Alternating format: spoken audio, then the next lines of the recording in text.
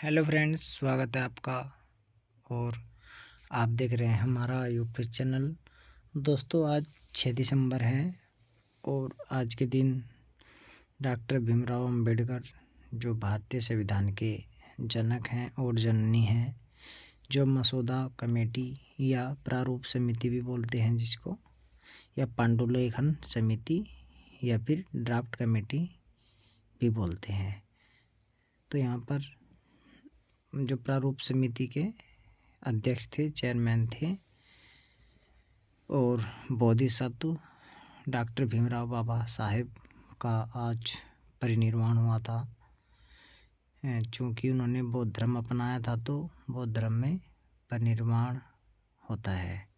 तो दोस्तों, आज इसी संबंध में हम देखेंगे महत्वपूर्ण 20 क्वेश्चन। ये पहला भाग है।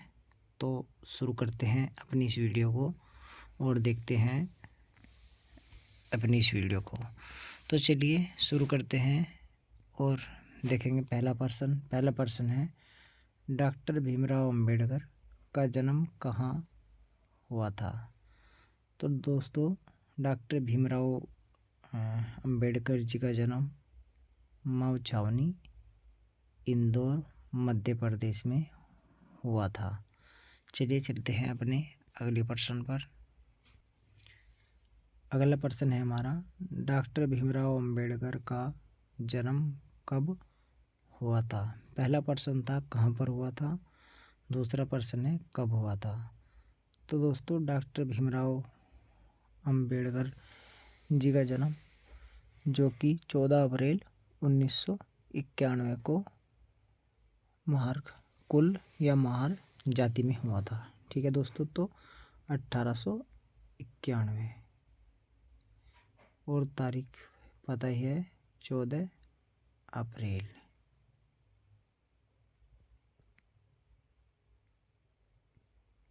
अगला प्रश्न है डॉक्टर भीमराव अंबेडकर के पिता का नाम क्या था। तो इनके पिता का नाम रामजी सकपाल था। चलिए अगले प्रश्न पर चलेंगे हम। अगला प्रश्न है हमारा, डॉक्टर भीमराव अंबेडकर की माता का नाम क्या था। तो दोस्तों, डॉक्टर भीमराव अंबेडकर की माता का नाम भीमा बाई था। और दोस्तों, डॉक्टर भीमराव अंबेडकर के बचपन का नाम भीमा ये था। चलिए चलते हैं अपने अगले प्रश्न की ओर। अगला प्रश्न है, डॉक्टर भीमराव अंबेडकर अपने माता पिता की कौन सी संतान थी। तो किस नंबर की संतान थी। तो दोस्तों, 14वीं संतान थी। चलिए अगले प्रश्न पर चलेंगे।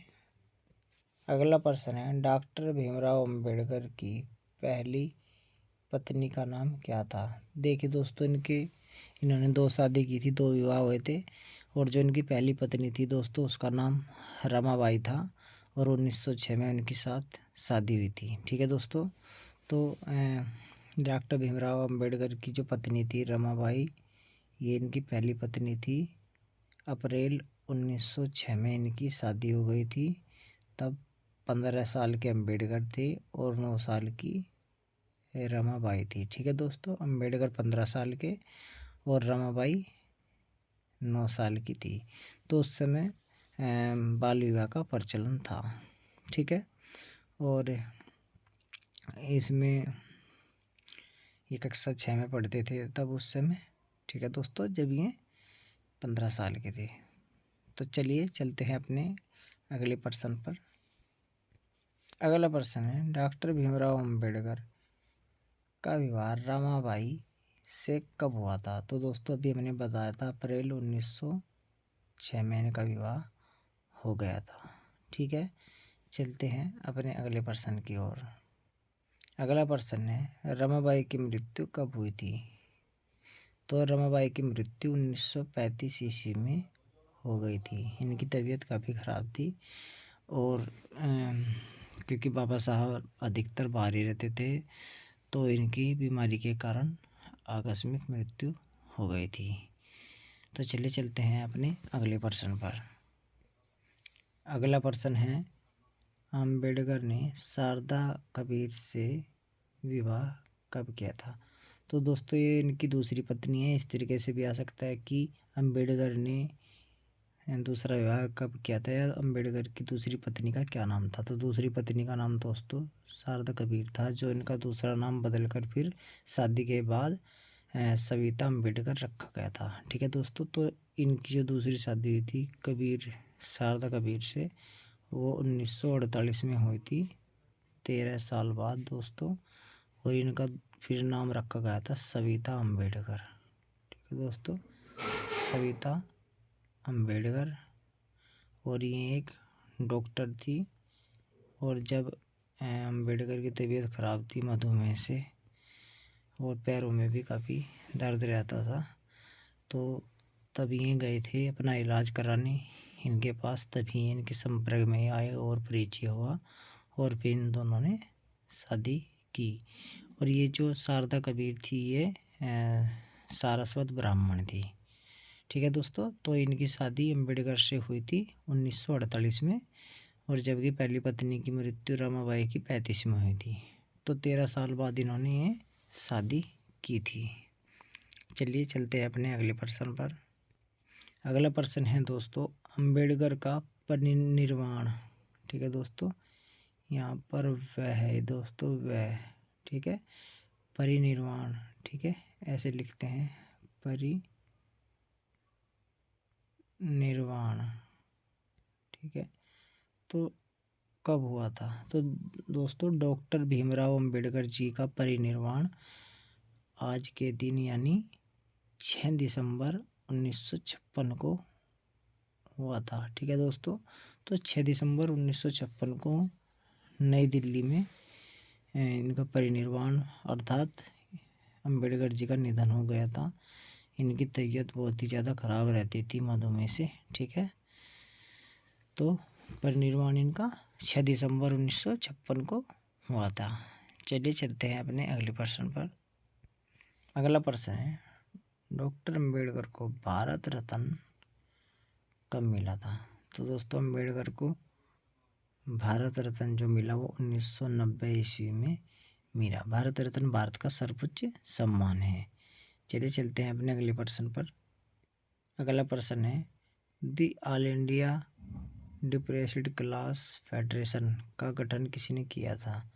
तो दोस्तों ये जो संगठन था, संस्था थी the all India depressed class federation, जो इसके गठन करने वाले संस्थापक थे वो डॉक्टर भीमराव अम्बेडकर जी थे। ठीक है दोस्तों, तो अम्बेडकर जी ने इस संगठन का गठन किया है। चलिए अगले प्रश्न पर चलेंगे। अगला प्रश्न है, बहिष्कृत हितग्राही सभा किसने बनाई थी? तो दोस्तों डॉक्टर भीमराव अम्बेडकर जी ने सभा बनाई थी। अगले प्रश्न पर चलेंगे हम। अगला प्रश्न है हमारा,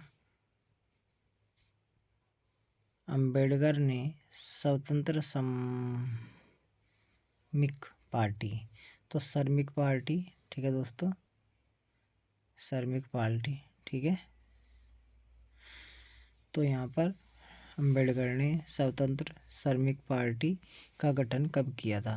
ठीक है दोस्तों, तो ये जो श्रमिक पार्टी थी दोस्तों डॉक्टर अम्बेडकर ने कब किया था? तो दोस्तों ये जो पार्टी बनाई थी इन्होंने 1936 ईस्वी में बनाई थी, और इसका उद्देश्य था मजदूरों के हितों की रक्षा करना। ठीक है दोस्तों, तो श्रमिक पार्टी का गठन 1936 ईस्वी में अम्बेडकर जी ने किया था। ठीक है दोस्तों, मजदूरों की सहायता के लिए। देखिए दोस्तों इन्होंने बहुत सारे काम किए, जैसे महार आंदोलन चलाया।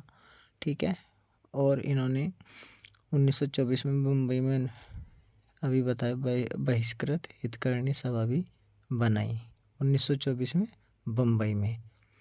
और दोस्तों 1920 में the all India depressed class federation का गठन भी किया। ठीक है दोस्तों, और 3 गोलमेज सम्मेलन में इनमें भाग लिया, और पूना समझौता दोस्तों आपको ध्यान है, उसमें ये अम्बेडकर और गांधी के बीच में हुआ।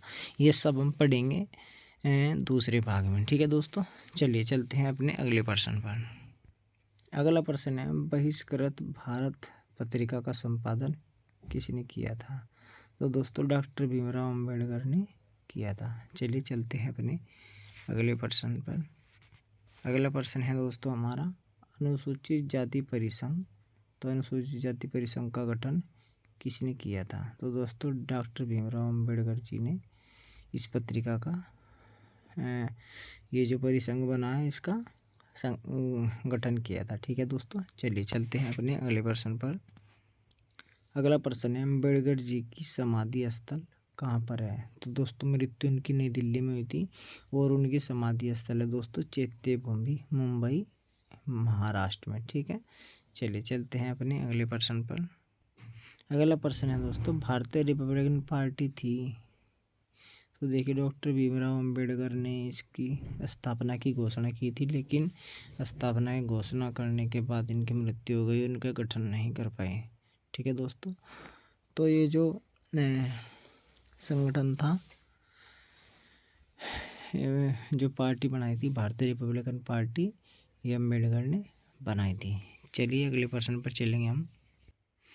अगला प्रश्न है, अम्बेडकर जी की पत्रिका है। तो दोस्तों देखिए उन्होंने बहुत सारी पत्रिकाएं लिखी हैं, पुस्तकें लिखी हैं, बहुत सारी भाषाओं का ज्ञान था, बहुत सारी डिग्री थी। ठीक है दोस्तों, देखिए 32 डिग्री थी उन पे, 32 डिग्री, और 32 ही उन्होंने पुस्तकें लिखी थी। 32 में 22 तो पूरी पुस्तकें और 10 पुस्तकें अधूरी रह गई थी दोस्तों। उसके अलावा उन्होंने बहुत सारे शोध पत्र लिखे, बहुत सारे उन्होंने जो अधूरे लेख हैं वो लिखे। ठीक है दोस्तों, तो देखिए प्रश्न है, अम्बेडकर जी की पत्रिका है। तो देखिए मूकनायक, प्रबुद्ध भारत, जनता, समता, बहिष्कृत भारत। तो दोस्तों ये सभी इनकी पत्रिकाएं थी। ठीक है दोस्तों, चलिए अगले प्रश्न पर चलेंगे हम। और दोस्तों एक बात और बता दूं मैं, जो महत्वपूर्ण है, डॉक्टर भीमराव अम्बेडकर को 11 भाषाएं आती थी और उनकी जो मातृभाषा थी वो मराठी भाषा थी। ठीक है दोस्तों, किताबें जो उन्होंने ज़्यादातर लिखी हैं वो अंग्रेजी भाषा में लिखी है। और अगला हमारा प्रश्न भी यही है कि अम्बेडकर जी की पुस्तक है। तो दोस्तों उन्होंने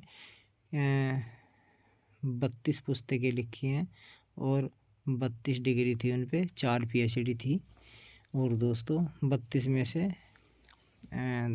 10 पुस्तकें उनकी अधूरी रह गई थी। ठीक है, उसके अलावा उन्होंने बहुत सारे शोध पत्र, लेख, पत्रिकाएं लिखी। तो देखिए प्रश्न है, अम्बेडकर जी की पुस्तक है। तो जाति प्रथा का विनाश इसको बोलते हैं, जाति प्रथा का उन्मूलन या एनिहिलेशन ऑफ कास्ट। दूसरी पुस्तक है the problem of the rupees, इसके द्वारा भारतीय रिजर्व बैंक की स्थापना हुई। अगला है रनाडे गांधी एंड जिन्ना।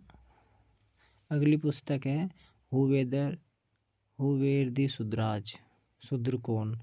तो ये सभी क्या है, अम्बेडकर जी की पुस्तक है। अभी हमने बताया 32 पुस्तकें उन्होंने लिखी, इसके अलावा उन्होंने बहुत सारे लेख, शोध पत्र लिखे। तो दोस्तों ये महत्वपूर्ण प्रश्न थे भाग 1 के। फिर मिलेंगे आपसे भाग 2 में और बहुत ही महत्वपूर्ण प्रश्न देखेंगे। अगले जो प्रश्न होंगे वो संविधान से जुड़े हैं और अन्य महत्वपूर्ण प्रश्न लेकर आएंगे हम। कुछ पुस्तकें भी होंगी और कुछ संगठन और अन्य महत्वपूर्ण प्रश्न लेंगे। तो दोस्तों फिर मिलते हैं आपसे अगले वीडियो में, तब तक के लिए धन्यवाद, नमस्कार।